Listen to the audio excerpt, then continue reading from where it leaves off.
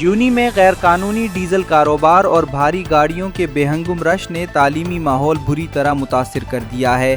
رکشا، زمبات، پک اپ اور land Cruiser کی مسلسل آمد و رفت سے اسکول جانے والے بچوں کو شدید مشکلات کا سامنا ہے۔ طلباء کے مطابق ڈیزل گاڑیوں کا رش انہیں روزانہ دیر کروا دیتا ہے اور پڑھائی پر بھی منفی اثر پڑ رہا ہے۔ والدین کا کہنا ہے کہ سڑکیں ڈیزل گاڑیوں سے بھری ہونے کے باعث بچوں کی آمد و رفت خطرناک اور مشکل ہو چکی ہے۔ دوسری جانب ڈپٹی کمشنر گوادر نے غیر قانونی ڈیزل کی ترسیل اور ذخیرہ کرنے والی گاڑیوں کے خلاف فوری سخت کارروائی کا حکم جاری کیا ہے، جبکہ ڈیزل اسمگلنگ میں استعمال ہونے والی گاڑیوں کو ضبط کرنے کی ہدایت بھی دی گئی ہے۔